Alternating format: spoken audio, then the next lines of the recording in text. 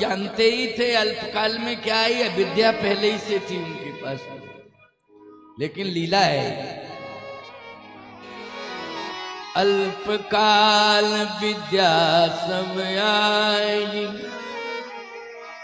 अल्पकाल धीरे धीरे धीरे धीरे पढ़ते पढ़ते भगवान राम 15 साल के हो गए, 15 वर्ष के राम जी हो गए। बच्चे आपके पढ़ते हैं तो उम्र बढ़ती जाती है और क्लास बढ़ती जाती है।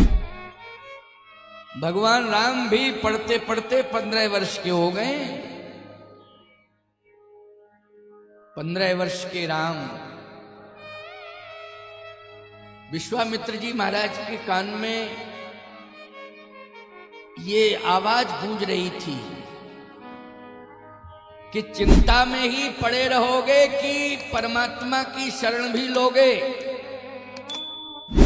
विश्वामित्र जी महाराज आश्रम में रहते हैं लेकिन चिंता में पड़े रहते हैं। किस बात की चिंता है? कि राक्षस सता रहे, राक्षस सता रहे, इस बात की चिंता है। विश्वामित्र जी तपस्वी हैं, उनमें ये ताकत है कि अपने तप के प्रभाव से राक्षसों को दंडित कर सकते हैं, मार सकते हैं, उनमें ये ताकत है। अच्छा एक बात बताओ, हम महात्मा हैं, किसी अपराधी को ही हम मार दें तो प्रथम दृष्टया अपराधी माने जाएंगे, 302 का मुकदमा दर्ज होगा, कारण बाद में जानना पड़ेगा, अदालत में पेश होंगे बाद में कारण की क्यों मारा, क्या कारण है, लेकिन प्रथम दृष्टया अपराध सिद्ध हो जाएगा कि नहीं होगा? होगा, अपराधी को ही मारा। लेकिन कोई अपराधी अगर परमात्मा के प्रकोप से मर जावे, ईश्वर ही उसको दंडित करे, तो कौन सी ऐसी अदालत है जो ईश्वर को सजा देगी? बोलो भाई, हम पूछना चाहते। कोई ऐसी अदालत नहीं है संसार में जो ईश्वर को दंडित कर सके। कौन ऐसा जज है? जज भगवान माना जाता है लेकिन दूसरा भगवान, पहला नहीं। बोलो पहला है कि दूसरा है? दूसरा भगवान है जज। पहला तो परमात्मा ही है जो असली निर्णय देता है। विश्वामित्र जी ने कहा कि ये राक्षसों को मारने का कलंक मेरे माथे न लगे, माथे न लगे, इसको नियम के अनुसार ही दंडित किया जाए, नियम के अनुसार दंडित किया जाए। उत्तर प्रदेश में योगी मुख्यमंत्री जो है अपराधियों को सजा दे रहे हैं, लेकिन नियम के अनुसार दे रहे हैं। स्वयं बंदूक लेकर के नहीं जाते हैं किसी राक्षस को मारने के लिए, नियम के अंतर्गत सिस्टम, और अपराधियों को सजा मिल जाती है। क्यों भाई मिल जाती है सजा? भाई अपने आप जो है एक्सीडेंट हो जाए, कार पलट जाए, उसमें कोई मर जाए तो किसका क्या दोष है? बोलो भाई है? तो सिस्टम, विश्वामित्र जी ने कहा कि नहीं नहीं, प्रकृति के द्वारा, परमात्मा के द्वारा इनको सजा मिलनी चाहिए। जब परमात्मा ये घोषणा कर चुका है, निश्चरहीन करो मई भुज उठाए प्रणकीन, सकल मुनन के आश्रमन जाए जाए सुख दीन, तो फिर जब उसने प्रतिज्ञा ही कर ली है तो हम क्यों पीछे पड़े? अब उसी के हाथों से डिसीजन होगा, निर्णय होगा। लेकिन अभी इसलिए चिंतित थे कि वो आया ही नहीं, लेकिन अब पता चला कि वो राक्षसों को मारने वाला आ गया, पता चल गया, आ गया। कहां है? अयोध्या में है। अब मुझे अयोध्या जाना चाहिए। यदि आपको कोई परेशानी है तो आपको सेहोद मंदिर में आना पड़ेगा, हनुमान जी के पास हनुमान जी को सुनाना पड़ेगा कि हनुमान जी तुम्हारे घर में पहुंच जावे, कि क्या तकलीफ है तुमको? इतने बड़े तपस्वी तुम नहीं हो कि हनुमान जी स्वयं पहुंच जावे तुम्हारे घर में। तुम्हें जाना पड़ेगा और हनुमान जी को अपनी व्यथा सुनानी पड़ेगी, तब हनुमान जी आपका संकट दूर करेंगे। यही नियम है कि नहीं? विश्वामित्र जी को भी भगवान के पास आना पड़ेगा, अपना संकट सुनाना पड़ेगा, तब प्रभु राम संकट को दूर करेंगे। इसलिए मंदिर में जाने की परंपरा है कि स्वयं चल के जाओ। मंदिर क्यों बनाए जाते हैं? 10-20 कदम चल के जाओ, 100-200 कदम चल के जाओ, 1000-500 कदम चल के जाओ, यहां तक कि अगर बड़ा तीर्थ है तो 500-1000 किलोमीटर चल के जाओ। ये नियम बनाया गया है। विश्वामित्र जी महाराज को अयोध्या आना पड़ा समस्या के निदान के लिए, समाधान के लिए। अयोध्या आज की कथा में आपको ये सुनने को मिलेगा। बड़ा ही सुंदर प्रसंग है और आपके लिए परम प्रेरणादायी है। केवल ये कथा मात्र परंपरा नहीं है कि केवल परंपरा का निर्वाह किया जा रहा है। ये कथा आपकी समस्या के समाधान के लिए भी है। पूरी कथा में जितने भी व्यक्ति यहां बैठे हैं, सबके मतलब की बात आ जाएगी, उस सबके हित की बात आ जाएगी, अलग अलग भावों में। ऐसा नहीं कि एक ही भाव से सभी प्रभावित हो जाए, अलग अलग भावों से, अलग अलग चिंतन विचारधारा से सब अपनी अपनी समस्या का समाधान खोज लेंगे, विश्वास है। इसलिए कथा में प्रभावोत्पादकता होनी चाहिए, हृदय परिवर्तन करने की ताकत होनी चाहिए। विश्वामित्र जी महाराज को स्वयं चल के जाना पड़ा। कहां? अयोध्या।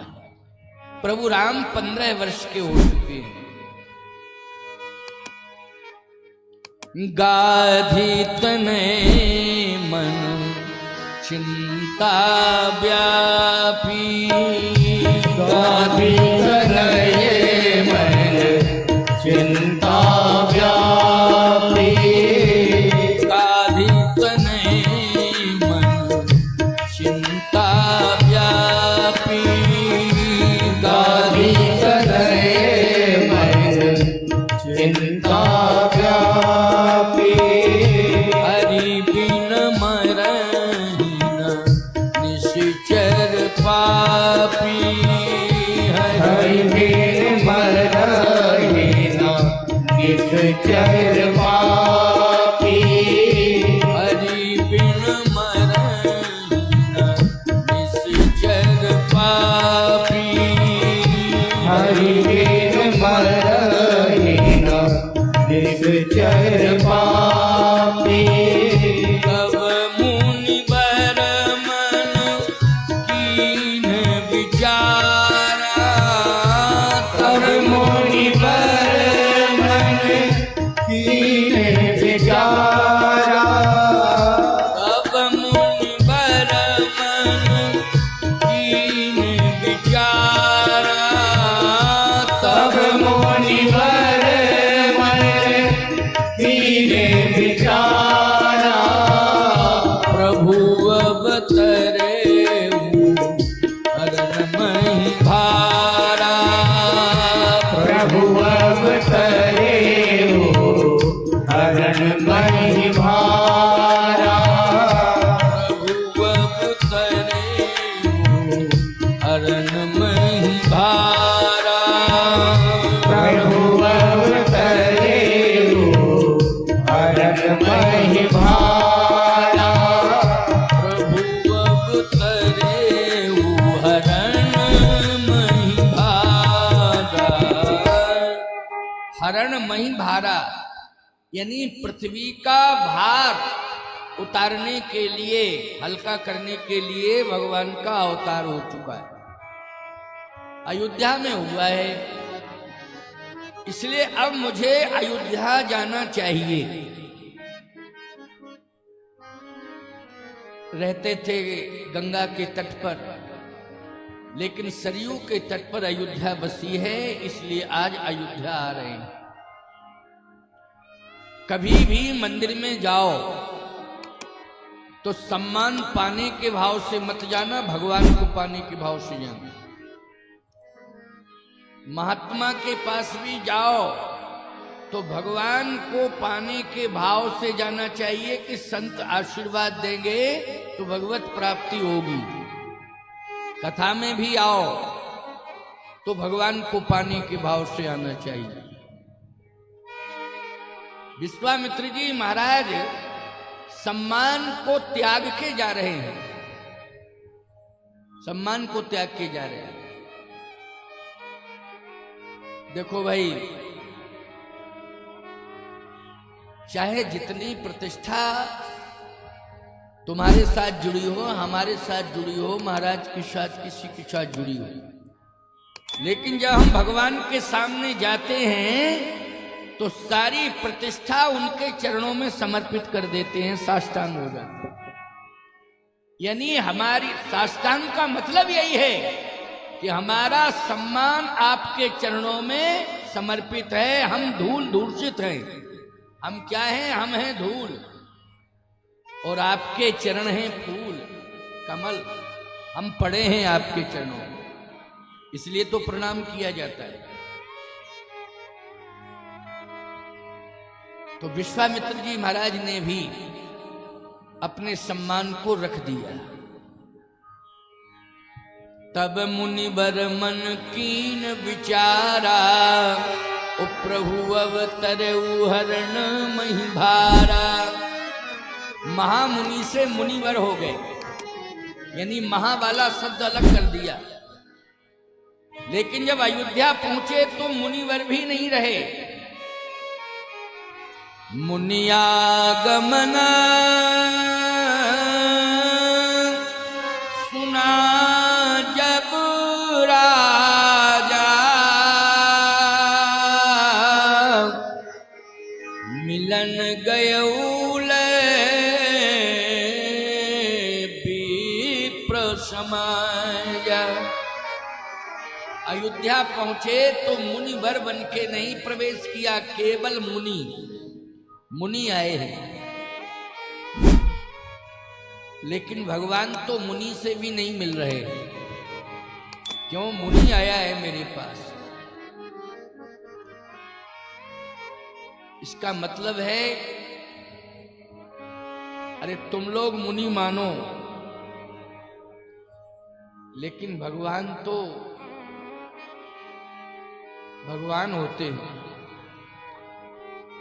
कभी भी किसी का बेटा कलेक्टर हो जाए तो बाप अपने बेटे को कलेक्टर नहीं मानता है, वो कहता मेरा बेटा है।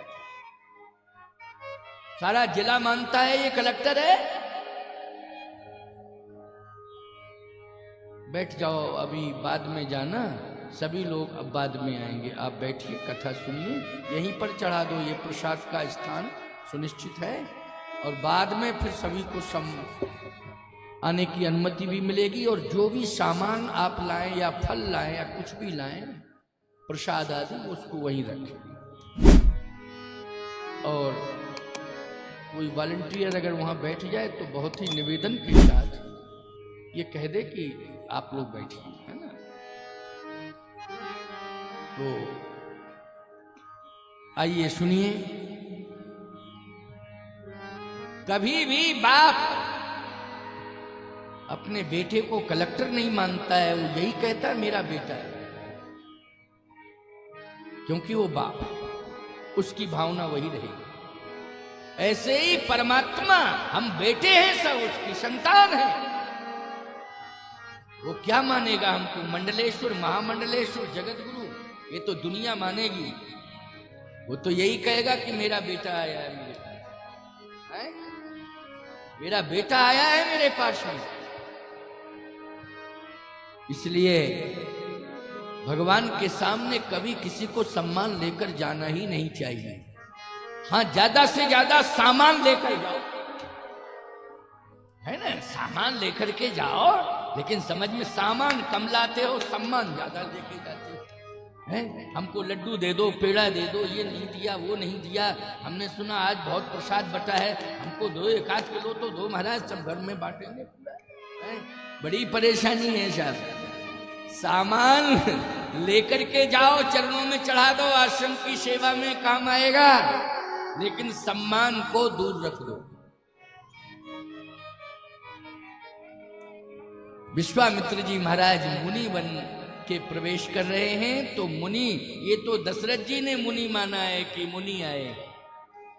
बहुविधि करत मनोरथ, जात लाग नहीं बार, कर्मज्ञन सरयू जल, गए भूप दरबार।